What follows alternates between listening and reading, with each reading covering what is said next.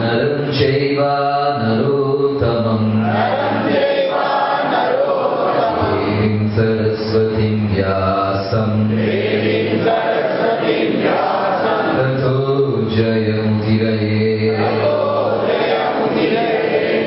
दशप्रायेष्वभद्रेषु नित्यं भागवतसेवया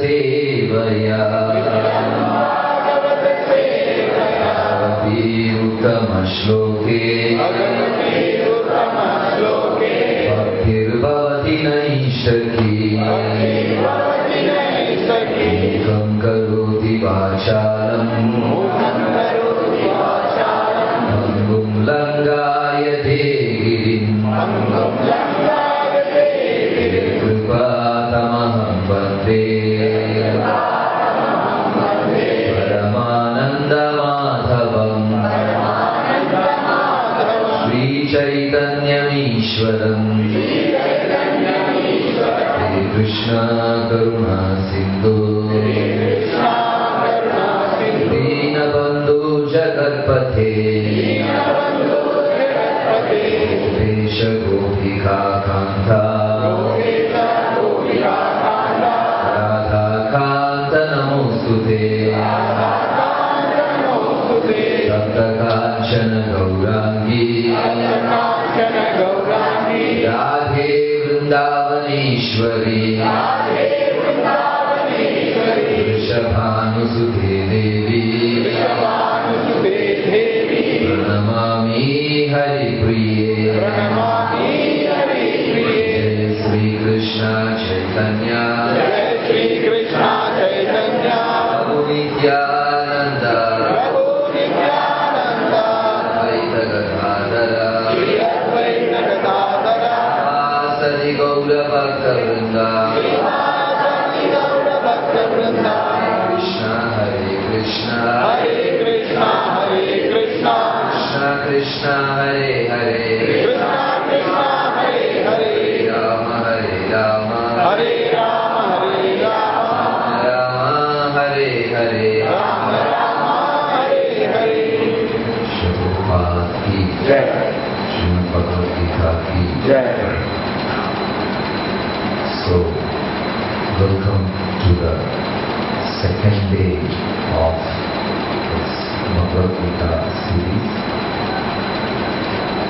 So, last Friday we had a summary study of all the scriptures that was narrated in the form of a story as a discussion between the two parrots, right? What are the names of those parrots? Sukha and Sun. So the conclusion of the discussion was, Lord Ramachandra is very merciful to his devotees, but he will bless only through Varnashrama rules and regulations. Krishna Bhagavan is more merciful than Ramachandra Murti. He doesn't follow rules and regulations. He will simply bless you if you have devotion. But at the same time, Lord Krishna will not bless sinners. Then who is more merciful than Krishna? Chaitanya Mahaprabhu is more merciful than Krishna. He will even bless sinners, but he will not bless Vaishnava Pradis. And who is more merciful than Chaitanya Mahaprabhu? Vaishnava Sarvas. So, this is the conclusion of all the scriptures. Scripture means it's an elaborate division. It has got 4 Vedas, it has got 18 Puranas, it has got Upanishads. Totally, how many Upanishads are there? 108 Upanishads, then Aranyaka, Samhita, and so much of other ancillary things. So way Shastras is like a huge ocean, and the conclusion of that is simply serve Vaishnavas. That's the conclusion. So, Bhagavad Gita ends saying Krishna is Supreme Personality of Godhead, And Bhagavatam starts from there. Bhagavad Gita ends saying Krishna is supreme, and the shloka is Sarva Dharman Parityajya Mamekam Sharanam Vraja. Abandon everything. Dharma, the duty towards mankind, duty towards family, duty towards country, duty towards community, duty towards even Devi Devatas, even religious duties. Abandon everything. Then what Krishna is telling? Surrender unto me, which means Krishna is just the supreme personality of Godhead and no one else. Right? That's where Bhagavad Gita ends. And Krishna is telling, if you worship so many other gods and goddesses, if you have faith in so many other things, then you are called a prostitute. Mamchayo abhyavicharena bhakti yogena sevate sagunan samatithyayan brahma bhuyaya kalpate. Mamchayo abhyavicharena. Vyabhachari means who? Prostitute. She will show faith to anybody who pays money. She is vyabhachari. So, if you show faith to so many gods and goddesses and dharmas and rituals and everything, Krishna is calling us as vyabhachari. So Krishna is telling, Mamchayo abhyavicharena bhakti yogena sevate. My devotee should not be a vyabhachari. He should be simply surrendered to me and to me alone. Sarva dharman parityajya mam. He should surrender to me alone. Krishna is very possessive about that part. So, that's where Bhagavad Gita ends, explaining Krishna is the supreme personality of God. Then Bhagavatam starts from that point. So the first shloka itself explains in Bhagavatam Krishna is supreme personality of God. Right? And it says Krishna is the only Param Satyam, Satyam Param Dhimahi. He is the absolute truth. And Bhagavatam starts there. And Bhagavatam ends saying, we have only one method to attain that Krishna. And what is that method? How can we attain Krishna? And the 18,000th shloka, the last shloka of Bhagavatam says, Nam Sankirtanam Yasya Sarva Papa Pranashanam Pranamo Dukkha Shamano. That is the only method we can reach Krishna. Now, Chaitanya Charitamrita explains, the first itself it starts explaining about chanting the holy name. Chaitanya Charitamrita starts when Advaita Acharya is chanting the holy name and inviting Lord into this material world. So now we know the answer, how to attain God. How can we attain Krishna? What is the answer? Chanting the holy name. Now Chaitanya Charitamrita explains, while chanting the holy name, there are so many other things. You know, how to respect the fellow people, the fellow beings who are chanting the holy name. Who is the senior devotee? Who is the junior devotee? What is the quality of a Vaishnava? How you should relate? All the practical things are explained in Chaitanya Charitamrita. So if you understand Bhagavad Gita, Bhagavat and Chaitanya Charitamrita, you are a Vaishnava Pandit. You will have yellow light around your head. Right? You become a Vaishnava Pandit. Okay? So the conclusion of all the scriptures are how to serve Vaishnavas, how to relate with Vaishnavas, because simply by their mercy only we will understand things. Yasya deve parabhaktir yatha deve tatha guru tasyai kasatahi artha prakashante mahatmanaha. We will understand Bhagavad Gita by the mercy of Vaishnavas. You may think, okay, I know Sanskrit, I know English, I know all the other regional language, the book is written in that language, I will simply flip pages and all the messages will go inside my head. Nothing will happen. If you don't have mercy of Vaishnava, then you read Bhagavad Gita, you will not understand anything. You will not understand anything. That is why in the world there are 800 explanations for Bhagavad Gita. How many times Krishna spoke Bhagavad Gita? Only one time. Krishna spoke Bhagavad Gita for only one time. And the human beings have written more than 800 explanations. Right? They have put all their ideas also into it. So, Valmiki Maharshi is giving a nice example related to that. One day, one normal, poor, simple man, common man, got a valuable diamond from one Deva. He was worshipping a demigod Devata sincerely, and the Deva was so pleased with this man's devotion, he gave this jewel and said, you keep this and live happily forever with this. So this man doesn't know the value, what it is, and he doesn't know what is the stone. So he took that to a potato wala, who is selling potatoes and tomatoes and all, and he gave the stone and said, can you give me some potato? That fellow saw it, nice shining stone. They put it on his scale, these people will have scale. Okay, he was saying, okay, I can give you 1 kilo potato for this.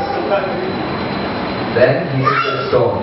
He took that stone to a cobbler, man who will repair all your chappal and shoes and all. And that fellow saw it is nice, you can, hammer the nail and all with that stone. He said, I can give you 1 pair of new chappal for that. Then he went to a tailor shop fellow. Then he saw it is very shining stone, he can stitch in the dress of some rich people so he can make more money. He said, I can give you 1 silk set of clothes for this stone. And finally he went to a goldsmith. He said, you can fetch a lot of money. So Bhagavad Gita Krishna spoke, which is very valuable, highly valuable. But what happened? So many people read that. For example, so many great orators and translators and philanthropists, humanitarian people, they all read that. For example, Mahatma Gandhi read Bhagavad Gita, and Mahatma Gandhi ji gave an explanation. If you read his explanation fully, all over every page, in every shloka, he will be explaining God means ahimsa, non-violence. Why Gandhiji could explain like that? Because his mind, his mood is ahimsa. Right? And Rajendra Prasad, Dr. Rajendra Prasad, I think he's the first president of India. First president of India. In his Bhagavad Gita, if you read, every page he says, Jnana is everything, knowledge is everything. Everything is knowledge, the world is knowledge, God means knowledge. Attain God means you have to have knowledge. Everything knowledge. Why? That personality is a great scholar. Right? So different people gave different explanation. Some tailors and carpenters also have given explanation to Bhagavad Gita. And some foreigners have given explanation to Bhagavad Gita. And they say, in every page they have explained the romantic relation between Krishna and Radharani. If you read that, it will be like a romantic novel or something like that. Because they saw only that. Right? Like this man taking this valuable stone and going to each shopwala, and each shopwala is giving different answer. There are 800 explanations for Bhagavad Gita. That's why Prabhupada wrote Bhagavad Gita as it is. There is no hodgepodge, avial, mixture, sabji, nothing in that. As it is, it is. Right? Then, if you try to read this Bhagavad Gita without a Vaishnava's mercy, you will end up in a wrong place. Just 2 days back in a small gathering I was explaining that. So, in Bhagavad Gita, in one shloka, Krishna is telling, you must be knowing that shloka, Sarvasya chaham hriti sannivishto mattaka sprata jnanam apohanam cha Vedaischa Sarvair Ahameva Vedyo Vedantakrit Vedavid Eva Chaham. Okay? You're all feeling sleepy? Feeling bored? Okay. So in that shloka, Krishna is explaining Vedantakrit Vedavid Eva Chaham, which means the meaning of Veda is Krishna. The ultimate goal of Veda is Krishna. Who compiled Vedas? Krishna. What is the subject matter of Vedas? Krishna. What is the goal of Veda? Krishna. You all agree with that? Yes. You all believe in that shloka, right? Vedanta with Vedavid eva chaham. The compiler of Veda is Krishna. The ultimate goal of Veda is Krishna. The message of Vedas is Krishna. How many of you agree? Very good. Thank you. Then in another shloka, Krishna is explaining Yam imam pushpitam vacham. Oh Arjuna, never believe in Vedas because the language is so flowery, glittering, shining. You may lose the track. So Arjuna, don't believe in Vedas. You have heard that shloka, Yam imam pushpitam vacham. Right? Vedas are flowery language, it can misdirect you. Do you believe in this statement? How many of you believe in this statement? Right? You believe the first statement or the second statement? Both the statements are in Bhagavad Gita, both are spoken by Krishna. Which is correct now? How can both be correct? One Krishna is telling Veda is correct. In another shloka, Krishna is telling Vedas are wrong. So what we should follow? Whether we should follow Vedas or not?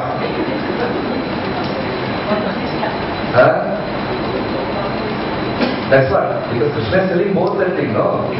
So what you will do? So it's very confusing. Is it confusing or not? How many of you are confused? Confused. Okay. So if you read Bhagavad Gita like this, you will scratch your head and pull all the hairs out, scream and run away. That's what will happen. Because in another shloka Krishna is telling, every civilized man should worship the Devi Devatas.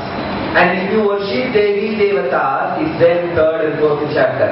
If you worship Devas, they will be happy with you. And they will give you rain, grains, flowers and fruits. Everything they will do. In fact, I am doing that through them. You know the shloka? Okay, how many of you believe in the shloka? Yeah.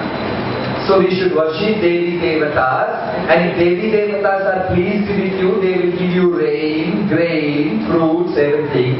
In fact, Krishna is only giving that through the Devi Devatas. Okay? You all agree with that? Loudly you should say. Then in the next shloka, Krishna is telling, only foolish, less intelligent people will worship Devas. So what is correct now? Confusing. Then another example. Krishna is telling, Samo aham sarva bhuteshu, I am equal to everyone. Name dvesho, I don't hate anybody. Astina priyaha, I don't love anybody. Everyone is equal to. Do you agree with that? Everybody is equal to Krishna? Yes. In another shloka, Krishna is telling, Paritranaya sadhuna vinashaya sadhushrata. I will bless the devotees and kill the demons. So how people are equal to Krishna now? Yeah. Krishna is taking us on a big ride, you know. After reading Bhagavad Gita, you will not understand anything. That is what is happening to so-called pandits. If you know, you are sitting in Bhagavad Gita class given by ISKCON devotees. You read Prabhupada's book. You understand everything. Have you ever attended a Mayavadi Sannyasi giving class? How many of you have attended? Okay, only one fortunate person. You know how they will speak? And after after the lecture, the hall will be jam-packed and the audience will go out and they will be discussing, what a wonderful lecture Swamiji gave, you know. Array, you missed it. Oh, is this so really? What Swamiji spoke? Wow, man, I can't explain. He spoke so much, you know. You really missed it. Tell me some few points, no. Array, what to tell, you know. What not to tell. Everything is so wonderful. He spoke about so many things I've never heard. He said, tell me one point. Array, which one to say? It was so wonderful. Till the end, he didn't understand even one sentence. That is how the Swamiji's give lecture. And it is the agenda like that, people should not understand, and only Swamiji will get credit. You should speak some high panda things, you know. Nobody should understand. So, I heard once a very famous Swamiji's lecture. He was talking like this. The whole world is conscious. Consciousness doesn't have anything like internal and external.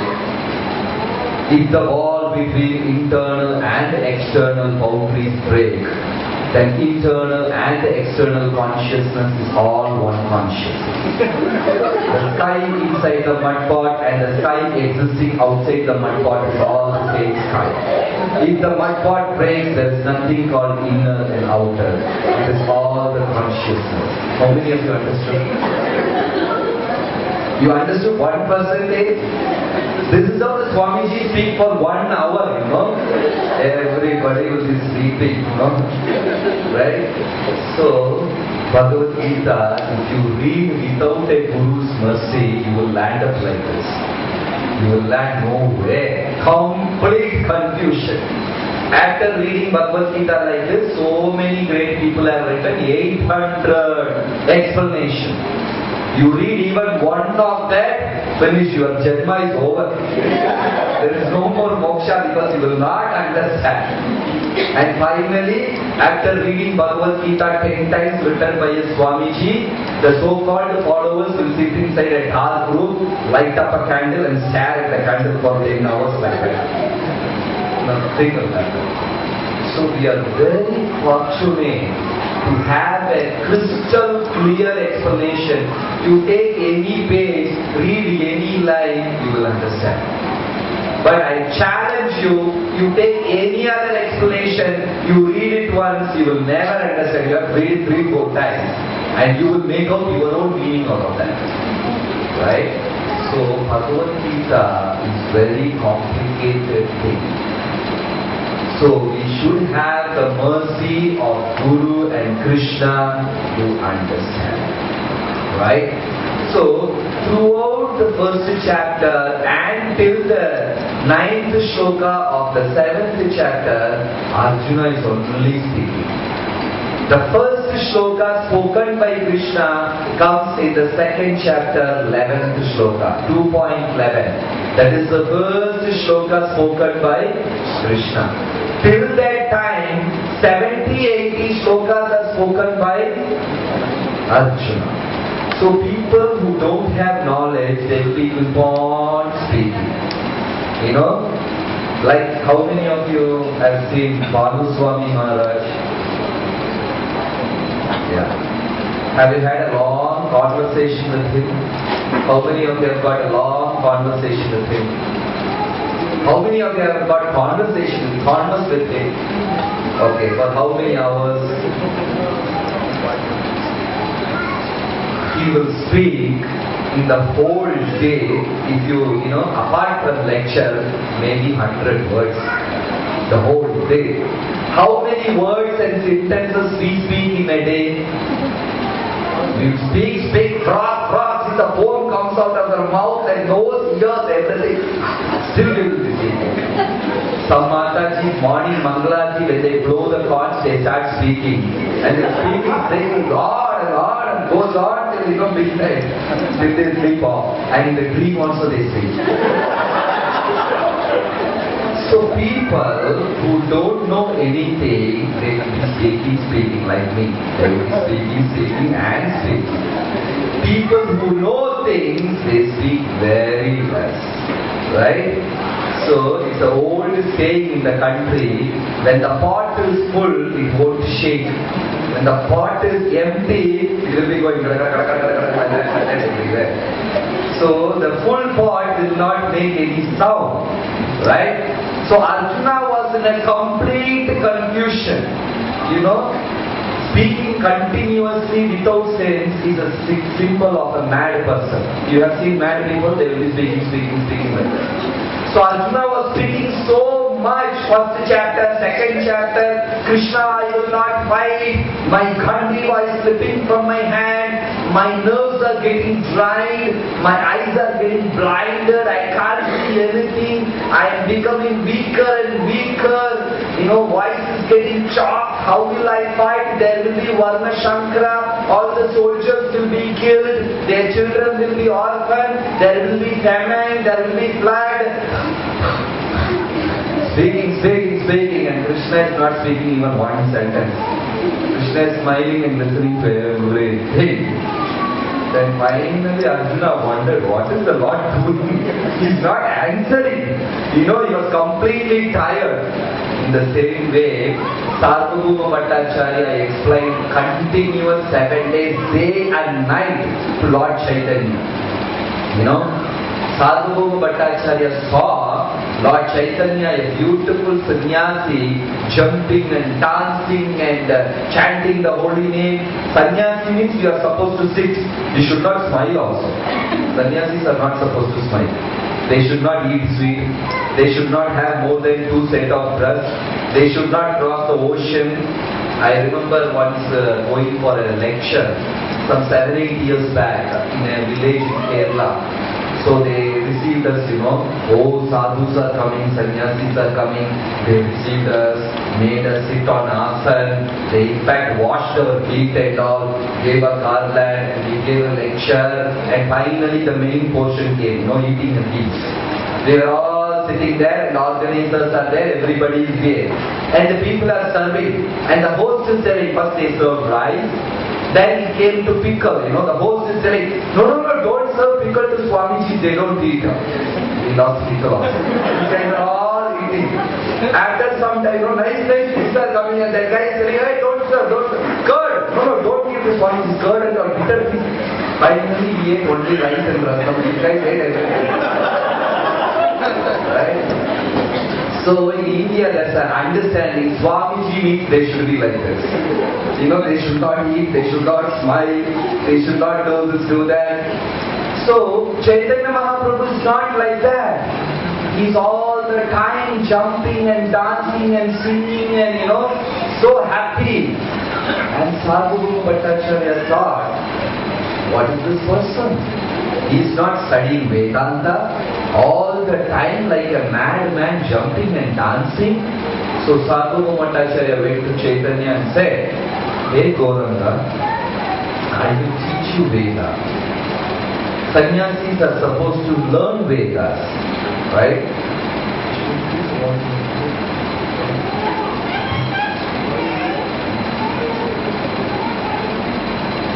Hare Krishna, Hare Krishna. So that nobody sleeps. Because what happens, when we teach Bhagavad Gita, Bhagavatam, people generally sleep off. Because this sound vibration is so soothing, they listen to it, and sleep off. Bhagavad Gita is so nice. It's sattvic, complete sattvika guna. So they sleep off. And another reason is that dirt inside our heart is also burning slowly. All the dirt. So what happens? There's some kind of suffocation, some warmth, they nicely sleep off. Right? But when it is material things or material gossip, you know what happened today? Yeah. Like recently we had a class in women's college in Coimbatore. So after the class was over, we were getting in the car and going back. And all the college girls are talking. They just saw some movie and they have come back. And they're discussing, all the girls, they say, You know, the hero, yeah, he's a macho, yeah, he jumped on the wall, yeah, he took the gun, yeah, he did that, you know. So when it comes to material things, you know, all the Rajoguna stuff, the mind is like, you know, so feeling so good. So when we speak all these useless gossips, people will be very awake and they will be listening to every bit of it. So, but the Sattvic message, it is something like, you know, Carnatic or classical music. You know, it will be like everybody sleeps off. 1 hour they will put for half an hour. Goes on. Right. But, you know, everybody sleeps off because mind is vibrating so much, it's going to a very soft, the thing sleep off. But when it comes to the Western music, you know, bang, bang, the guy's mind is so soft, it starts vibrating. Then after singing for 10 minutes, the main musician will break the guitar, you know, tear the t-shirt, real passionate stuff. So that's why we have increased the volume, nobody sings off. So it is so sattvic, so soft vibration, Bhagavad Gita. Okay. So, Sarvam Bhattacharya was explaining to Lord Gauranga, continuous 7 days, day and night. And Chaitanya Mahaprabhu didn't speak even one single word. 7 days, day and night he listened and he didn't speak one word. Then Sarvam Bhattacharya is wondering whether this man understood anything. Is he a mad fellow? Then he went and shook, Gauranga, you understood something. Then Chaitanya Mahaprabhu started speaking. So, we can always understand people with less intelligence will be speaking all the time, blah blah blah blah blah blah blah blah. A man who knows real stuff, he will speak very less. Very selected words they will speak, and the words will have severe punch. It will drive the personality, it will drive into the heart, and there will be a transformation in the person who is listening to them. That's how we should speak. We shouldn't waste all our words. You store it, preserve it, and finally when you speak a word, it will change the humanity. Right? When you keep on speaking all the time, you know, he will lose the importance. So, throughout Arjuna is speaking, there will be Varna Shankara, there will be flood, there will be famine, people will become orphans, I am the reason for this and all. Krishna simply smiled, not speaking one single word. Finally, Arjuna was so tired, spoke for so long, then he is saying, Karpanya dosho pagatasbhava, prachami tvam dharma sammuda cheta, yashreyasya nishchitam bruhitanme, shishyate ham sadimam tvam prapannam. Then he said, Krishna, I am like a fool talking all the time. Please, Shishyate ham sadimam tvam prapannam. Please, Krishna, accept me as your disciple. Then you say something, guide me, instruct me, so that my life will be successful. Then Krishna opened his mouth. You know, there is a famous artist called Ravi Verma. Have you heard about the great artist? Ravi Verma. So, 2 people went to Ravi Verma to learn the art. So the first man said, Ravi Verma ji, I don't know anything. I don't know anything about painting. I've never seen canvas in my life, paint in my life, I've never touched brush in my life. Please teach me. How long will it take to teach me this painting? So Ravi Verma said, it will take 5 months. And the second man went to Ravi Verma and said, Ravi Verma ji, I already know oil on canvas, painting on the wall, I know painting on crockeries and everything, but I want to learn your style of painting. How long will it take? Ravi Verma ji said, it will take 10 months. Alright? For the first guy who doesn't know anything, it will take only 5 months. I know so much, for me it will take 10 months, how is that possible? Then Ravi Verma smilingly said, first it will take 5 months to prove that you know nothing. Then it will take another 5 months to teach you something. So like this, Arjuna was speaking so much. First chapter nearly about 60 shlokas. Then in second chapter, speaking. Krishna is not opening his mouth. He didn't say even one word. Finally Arjuna was tired and said, Krishna, accept me as your servant. Like that. Then Krishna spoke the first shloka. Asocyan anvasochastvam prajnavadamscha bhashate gatasum agatasumscha nanusochanti panditha. He said, Arjuna, wow, you spoke so much. All the words you spoke were equal to those pandits and scholars' words. You fantastically spoke, but there is no meaning in your sentence. You spoke everything fantastically, but there is no stuff in that. Which means Krishna is calling Arjuna Muda, fool number 1. So when you surrender to your Guru, the first instruction you get is you are a fool. But it is very difficult for people to accept. They will be going around telling, Prabhu, I am fallen servant, Prabhu. Please show me your lotus feet, Prabhu. I am so fallen, Prabhu. They will be saying this all the time. One day you call him, okay, Prabhu, oh, fallen, Prabhu. You call him like that?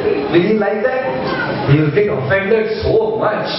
But all the time he is saying that I am fallen, I am fallen, I am fallen. And one day you call him, hey, fallen Prabhu, come here.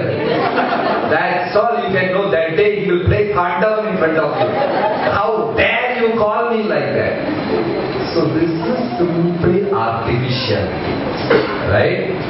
I am fallen. But internally he is not saying that. So generally when we take initiation, Gurus give name. You start your spiritual life on that day. So you are called Govinda Das, Krishna Das. Initiation means we are beginning our spiritual life on that day. Initial means the first step, right? So we get the name Krishna Das. You are supposed to be very humble. As soon as the devotee gets initiation now, he becomes Krishna boss, Govinda boss. He becomes a boss, that's all, no more humility. So the first lesson told by Krishna is, Arjuna, you are Murkha, fool number 1. Asocyan anvasochastvam prajnavadamscha bhasashe gatasum agatasumscha nanusochanti pandita. Arjuna, you are speaking so wonderfully, so many fantastic things, but that doesn't fit there. All useless stuff. But Arjuna was very humble. He accepted that. He said, Tadviti, Krishna is explaining, Tadviti pranipatena pariprashnena sevaya upadeshyanti te jnanam jnaninas tattvadarshina. When we really become humble, yasyadeve parabhaktir vitadeve tatha guru, the message from the Guru, prakashante mahatmana, it will automatically reveal in your heart if the Guru blesses you. So Madhavendra Puri had got 2 disciples. One is Ishwar Puri, another one is Paramananda Puri. You know who is Ishwar Puri? Chaitanya Mahaprabhu's spiritual master. So Madhavendra Puri had 2 disciples. One is Ishwar Puri, another one is Paramananda Puri. Paramananda Puri is a great Pandit, he's a scholar. He knows Shastra so much. He knows all the shlokas upside down. He's a very great personality. Whereas Ishwar Puri is from a humble family, very old man. He doesn't know Vedas, scholars, things along. He doesn't know things much, right? But Paramananda Puri knows everything. One day, Madhavendra Puri was sitting around Govardhan and chanting Gopi, Gopi, Gopi, Gopi, Gopi, Gopi, and crying. All his upper garments are all turned red. Tears are flowing down his cheeks. He's like a madman chanting Gopi, Gopi, Gopi. Who is chanting? Madhavendra Puri. That time, this great Pandit Paramananda Puri, Madhavendra Puri's disciple came. He saw, my Guru is chanting Gopi, Gopi, Gopi and crying. But what is given in Vedas, if you chant Krishna's name, you will be happy, no? Right? So we are supposed to chant only Krishna's name. Chanting Gopi's name is not correct. And what is doing my Guru? He is chanting and crying. But what is Chaitanya Mahaprabhu? What is there in Sikshashtaka? Cheto Darpana Marjanam Anandam Purivartanam. When you chant Krishna's name, what will happen? Ananda will increase. But what is happening to my Guru? He is chanting Gopi's name and crying. So Paramananda Puri went and told Madhavendra Puri, my dear spiritual master, hereafter don't chant Gopi, you should chant Hare Krishna Mahamantras. Such a great disciple, went and instructed Guru only. It must be like he's got devotee. So immediately, Paramananda Puri, Madhavendra Puri got so upset, so angry. He was in trance, meditating Radha Krishna pastime and enjoying. When Paramananda Puri came and disturbed him, got so angry, gave a tough look at Paramananda Puri. From that day, he became an aparadi. He became an offender. He forgot the meanings of Vedas, going around talking all sorts of things, but he forgot the goal of Vedas. And what happened to Ishvara Puri on the other hand? Ishvara Puri, when Madhavendra Puri is spiritual master, don't confuse between three Puris, okay? You have to be clear. Madhavendra Puri is the spiritual master and two disciples, Paramananda Puri and Ishvara Puri. Paramananda Puri is the offender. Ishvara Puri was a simple devotee. He was serving his Guru in the final days. When Madhavendra Puri is passing stool and urine, he used to carry it in his hand. And he used to take it and go and clean his Guru. Such a great devotional service. Can you do like that? Even to our own parents, and it's very difficult to do all these kind of services. Suppose our elderly parents and all, they become sick, they fall on bed, they pass stool and urine in the bed. Sometimes we have to do all those things, right? Generally what they do, they will appoint some home nurse like that, and they will also not do properly. So, here Ishvara Puri is personally doing all these things to Madhavendra Puri. Madhavendra Puri simply smiled and blessed him. Ishvara Puri became the spiritual master for the Supreme Personality of Godhead. So, this service mentality only takes us up in spiritual life. Not our great Pandit is this thing, I know 17 shlokas, I know hundreds of... All those things will not help. The service mentality, the humility only will help us and take us in spiritual life. Tadvidhi pranipadhena parikrashnena sevaya upadekshiyanti te jnanam jnaninas tattvadarshinaha. So in second chapter, Krishna is explaining all these things, humility and things like that. So in Dronacharya's ashram, Yudhishthira Maharaja and Duryodhana both were studying. Who were studying? Yudhishthira and Duryodhana. So one day Dronacharya called both of them and said, okay my dear disciples, your Gurukul education is over, now I am giving you a project. In schools and colleges you get a project. So Dronacharya told Duryodhana, find the best thing in the world. You should go eastern direction, travel all over and find the best thing available in the world. Then he told Yudhishthira, you travel the left direction, western direction and find the worst thing available in the world. So Duryodhana started marching towards east. He will see so many people. Some potters, some washermen, some business people, some plants, some trees. He will find fault in everything. Then he will think, these things are not best. This is not best. That is not best. This is not best. He is not proper. She is not proper. Some people are like that. Always they will find fault only. So Duryodhana was finding fault in each and every object.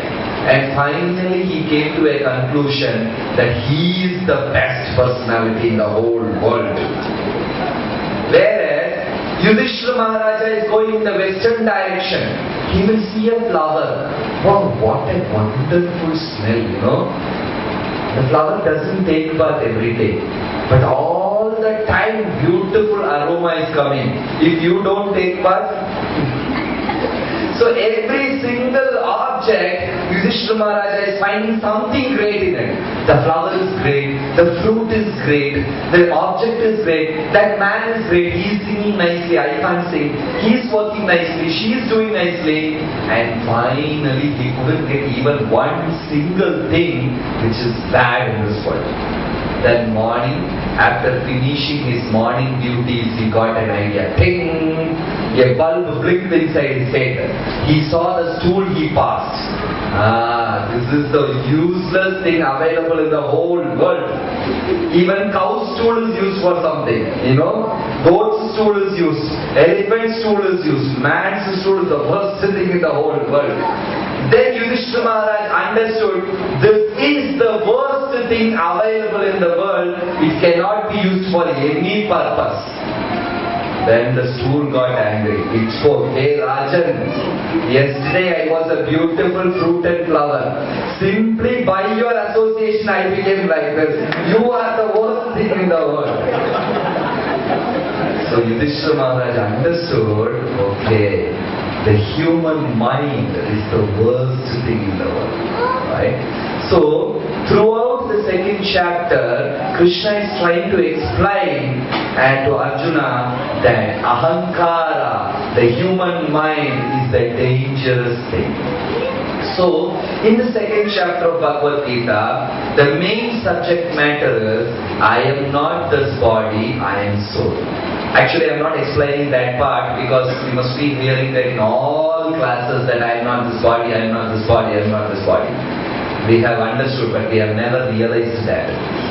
Right? So I am not going into that portion. So, Krishna is explaining about spiritual master and disciple and all these things. Then the second topic explained in the second and third chapter is about determination. Arjuna is telling, Krishna, I can stop the winds. I can stop the movement of ocean. I can stop even the planets. But I couldn't control my mind. How many of you have got uncontrolled mind? Everybody has got it. So Krishna is telling, Asamshayam Mahabharo Mano what's the second line? Second line. Third line is Abhyasena tu Kauteya Vairagyena cha Vidyate. So, yes Arjuna, it is very true, mind can never be controlled. Okay? To maintain, like even, we all have got Krishna consciousness. But maintaining this Krishna consciousness throughout the life is the toughest job. Getting into Krishna consciousness is very easy. Leaving Krishna consciousness is also very easy. But being in Krishna consciousness throughout one lifetime, that's the toughest job. Srishti, Sthiti, Pralaya. Creation is taken by Brahma. Pralaya is taken by Lord Shiva. Maintenance is taken by the toughest job. That's why Vishnu has taken that job. Mainly, you go and build your house, it's very easy. You can sell your house, that is also very easy. But for 30 years, dusting it, removing the carpet, cleaning, painting, putting the tap, putting this, that's the toughest job. Marrying is easy, divorcing is easy, maintaining a woman is hard. Ramachandra Murthy married after breaking the Shiva's vow. Krishna married after controlling 7 wild bulls. Arjuna married Draupadi after shooting the eye of the fish but looking into the reflection. Why they had all this competition before marriage? Just to warm you up, because that competition is much more severe than this. It is a real job. So maintenance of anything is difficult. Maintaining family is difficult. Maintaining children is difficult. Maintaining the status is everything. Maintenance is the toughest job. For that, we should have a high determination. A severe determination we should have to maintain anything. The famous king who attacked. Are you getting bored? There is a famous king, his name was Muhammad Ghazni, who attacked India for 17 or 18 times. So, in his biography, he has written how he has got all the 18 times he got defeated in the battle. And last only he win over. All the time he got defeated. So he's telling when he was leaving India and running for the first or second time, by mistake he tripped and fell inside a huge pit. And he was trying to save himself, he was trying to escape. He saw the opposite soldiers were all standing and searching for him. If he gets himself caught, that's all, they will kill him. So he stayed inside the pit for 3 or 4 days. Then he saw one tiny spider building the cobweb. You know, the spider build their web, right? Building internet web is very, very easy. But this web is very difficult. The spider is climbing like that, it will build a small thing. By the time a gentle breeze will tear that cobweb, the spider will fall. Again it will climb, it will build, it will tear, it will fall, it will climb. This was going on for hours and hours together. Ghazni is watching only the spider web. After working so hard, the spider built its web and it sat down like a king inside. All the insects will fly and stick to it and they will come. The spider will come, coolly eat and go. After that severe work. So Muhammad Ghazni is saying that I got my determination from that spider. In the same way, in Srimad Bhagavatam, Maharaja Yadu has got 24 gurus. If you read the 11th canto of Srimad Bhagavatam, you can see there are 24 gurus. Maharaja Yadu is learning from so many things, from a prostitute, from a lion, from a bumblebee, from everything he is learning something. So in the same way, spiritual life is the serious commitment we have taken in this lifetime. You have taken so many commitments, right? I am working to such and such company, I am building a house, I am taking care of my children, I am learning music, I am learning this. You have taken so many commitments. But the supreme, utmost commitment is, I will be a devotee throughout this life. So that's a very serious commitment, and Krishna wants only selected people. He doesn't want all mass, everybody. He doesn't like that. So he's putting so many filters. He wants the best people. So when we take up spiritual life, there will be so many obstacles and tests. You will have obstacle externally, you will have obstacle from different devotees, you will have obstacles from your own mind also. You have to be real strong to jump over each hurdle and finally run victoriously at the time of death, and you will be crowned and taken back to Goloka. So there will be a lot of tests. So if you want to pass all the tests, you should have a severe determination. That's why Krishna is telling, Abhyasena tu kaunteya vairagyenacha yate. And what Rupa Goswami is explaining, to progress in spiritual life, you have to reject the unfavorable things and accept the favorable things. You have to accept all favorable things which will help us in devotional service. Okay, I have to put tilak, I will progress in spiritual life. Okay, we put tilak. Okay, I have to wear kanti mala, that's good for my spiritual life. Okay, I wear kanti mala. I have to sometimes take my mush to progress in spiritual life. I have to shave off my head. I have to do this, I have to do that. Okay, we voluntarily accept all these things to progress in spiritual life. Then we have to give up certain things also, unfavorable. So, accepting favorable things may be sometimes easier, but rejecting unfavorable things are much more difficult in spiritual life. And we have to always make the right choice. Spiritual life may look like, a tough austerity. Material life may look very easy, but it is all external things in disguise.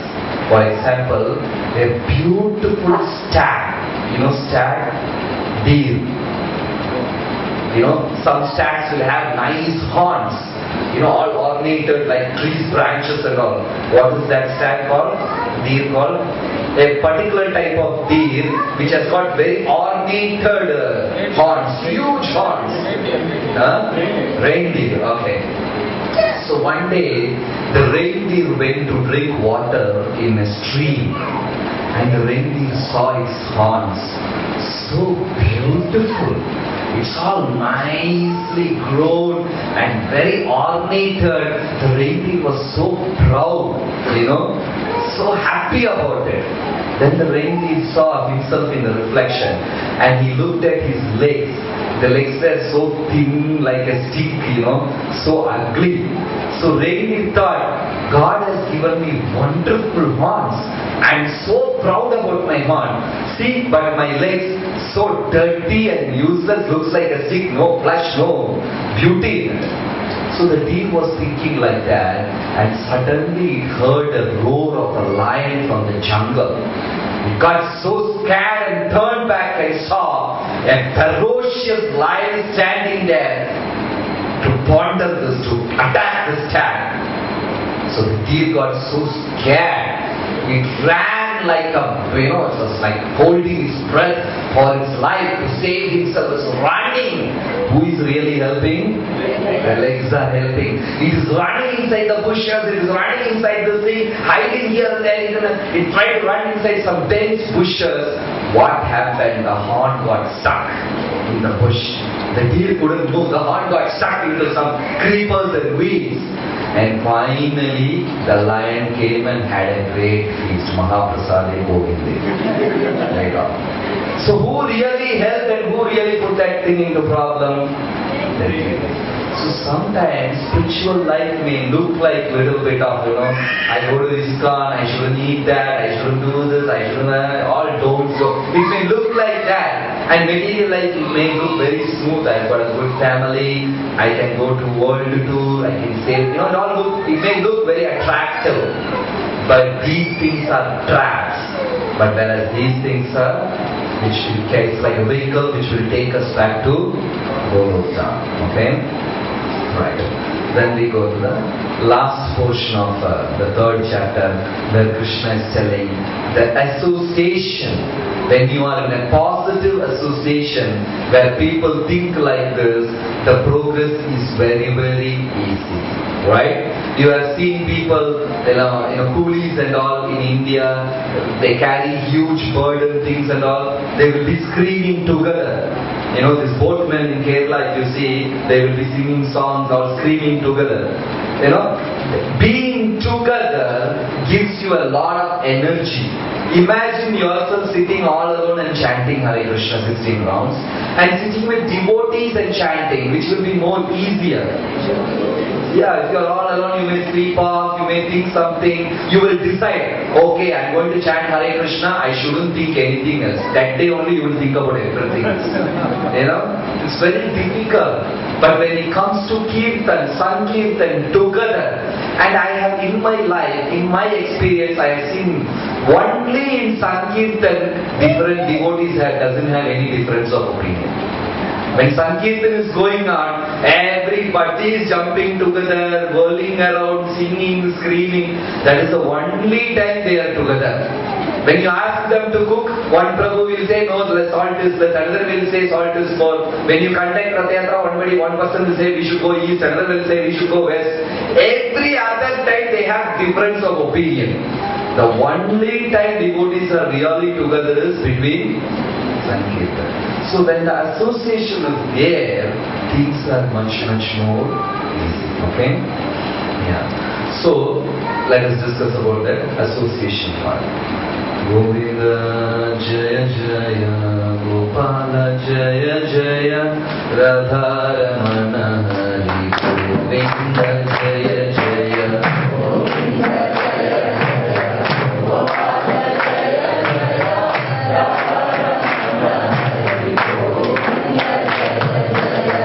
Govinda Jaya Jaya Gopala Jaya Jaya Radha Govinda Jaya Jaya Gopala Jaya Jaya Radha Ramana Hari Govinda Jaya Jaya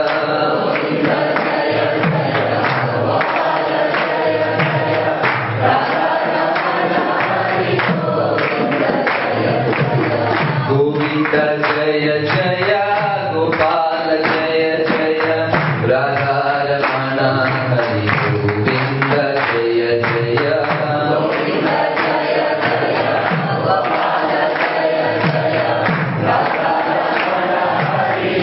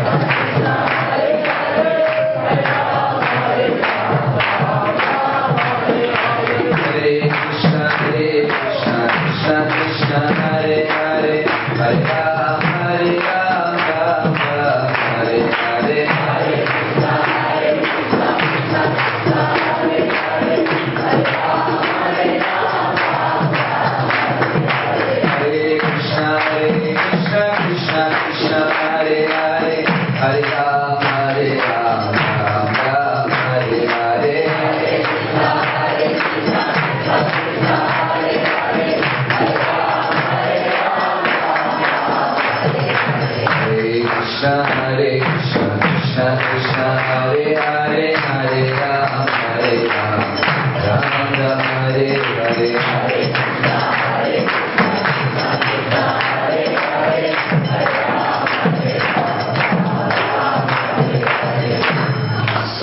for that Krishna is explaining, to have that severe determination, Arjuna, you should be free from karma and krodha. These two things are the biggest obstacle in a devotee's life. How many of you get angry? Everyone? Okay.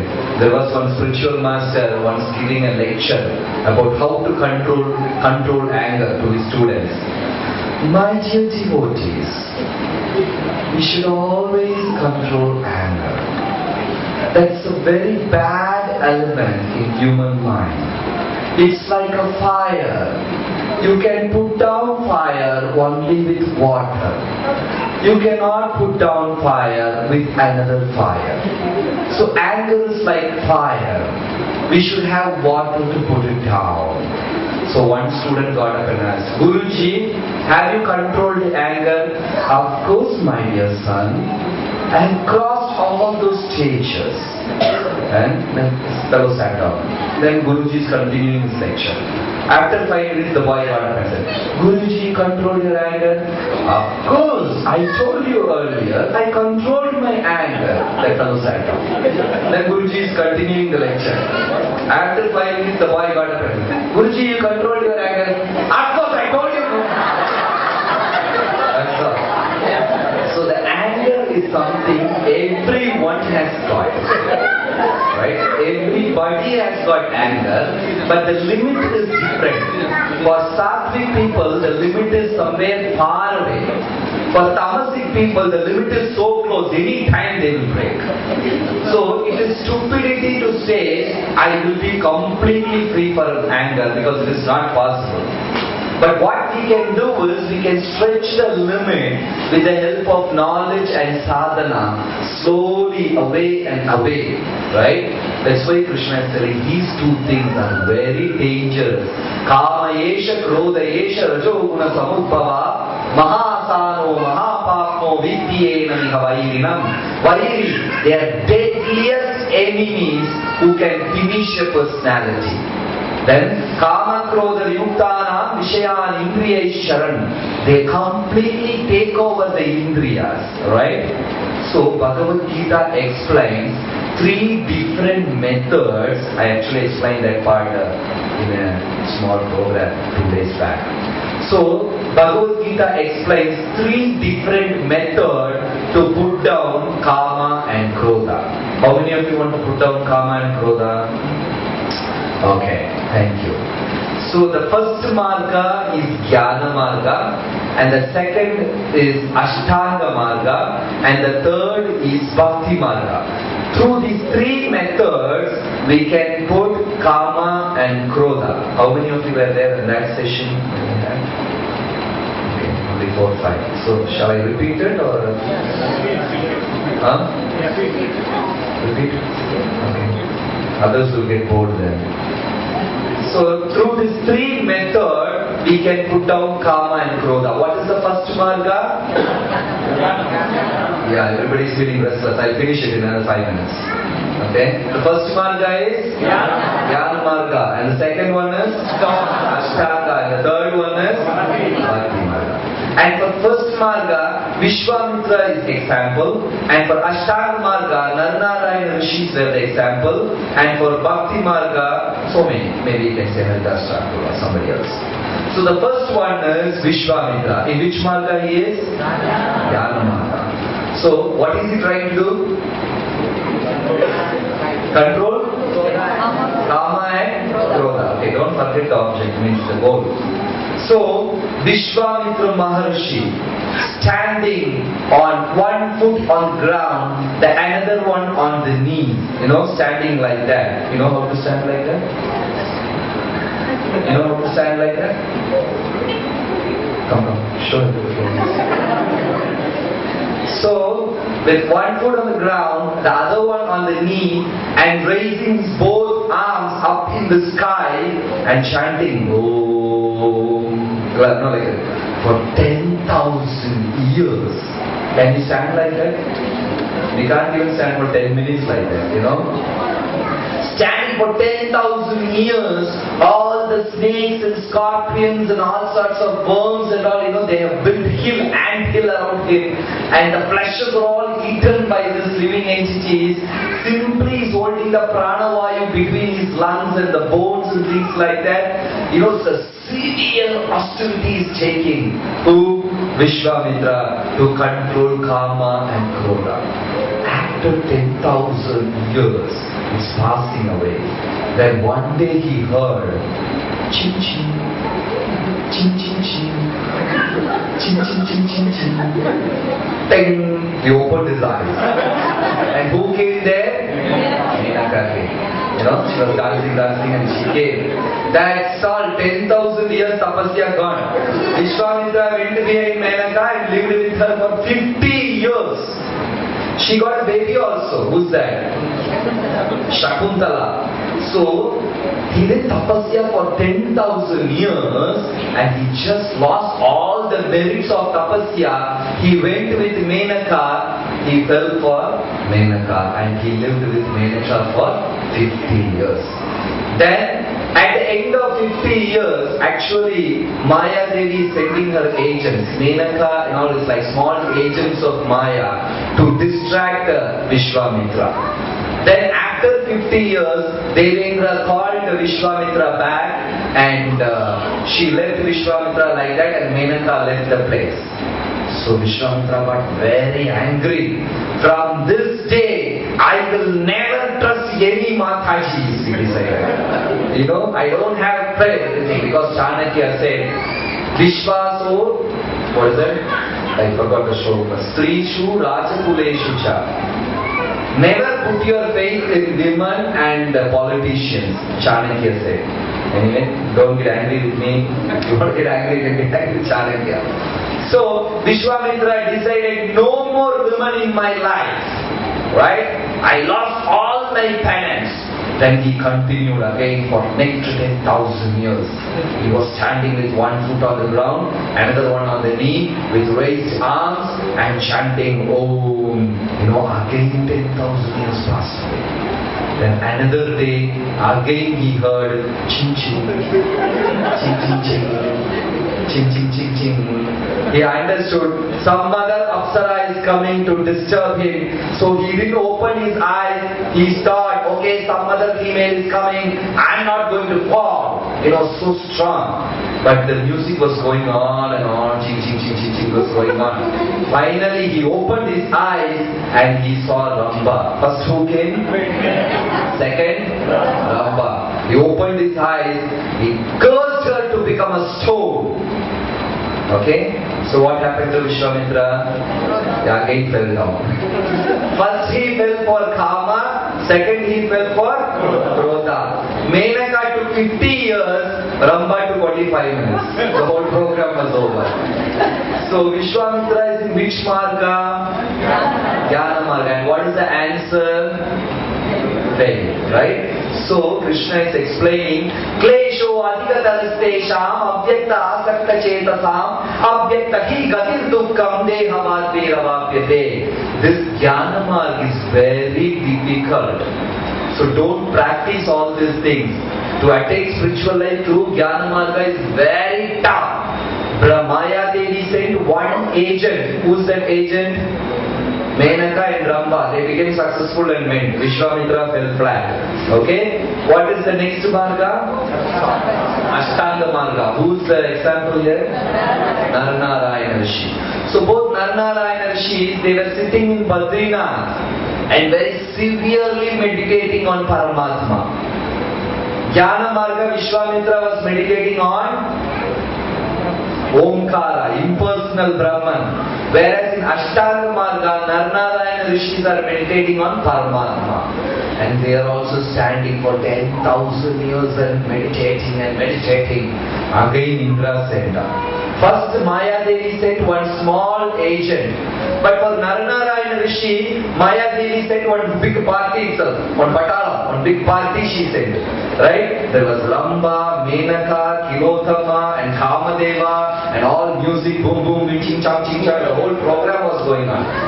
And Narnarayana Rishi Rishis were meditating in Badrinath, all this Ramba Menaka and everybody is dancing and there was a musical whole party going on, and Kamadeva is taking his flower arrows and shooting at Narnarayana, zoom like that, and nothing is happening. Narnarayana Rishis, they didn't open their eyes only. After a long time, this dancing Matajis and all became very tired. And no more arrows in, Kamadeva's quiver. That's also empty. Kamadeva was also very tired. Then Narnarayana Rishis, they opened their eyes. They felt pity on these people.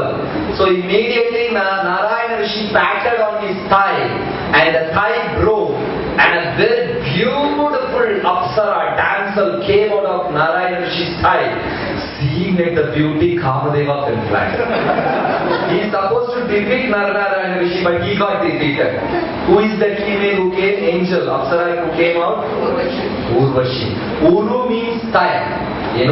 That's why we chant in Purusha Shukta, Brahmano asya mukhamasita, bahu rajanya kritaha, uru tadyat vaishya. Uru means thigh. And from Lord's thigh, this lady, the beautiful lady came out, and that's why her name is Urvashi. Narnarayana, she said, okay, take this as a gift and go. Please don't disturb the yogis. So Kamadeva took Urvashi and left. Right? So in the first marga, in the Jnana marga, Maya Devi sent a small agent and defeated the Jnani. But in Ashtanga marga, Maya Devi sent a whole party, still they got defeated. And what is the third marga? Bhakti marga. Who's the example? Haridas Thakur. So, when Haridas Thakur was chanting 3 lakh holy names every day, which is 192 rounds, which will take 22 hours, right? There's so much ananda in chanting, like when we go to Mayapur, Vrindavan, Parikrama and all, no? We easily chant 30 rounds, 32 rounds, it easily goes, right? Because we get the taste for chanting in holy dham, you don't feel like keeping. For example, we serve you all nice rasagulla, you take it and bite, the juice sprinkles out, just melts and slips inside your throat and goes inside. If you get a wonderful rasagulla like that, what you will do? You will eat one. Then what you will do? Eat the second. Then you will eat the third. Till it comes out of your mouth, you will be eating. Right? So if you like something, you will do it more and more and more. If you don't like something, you will do it very less. Like they give you bitter gourd nicely. Will you eat bitter gourd like that? No, you will say no, enough. So if you like something more, you will do more. Haridas Thakur got the taste for chanting, so he chants more and more and more. We chant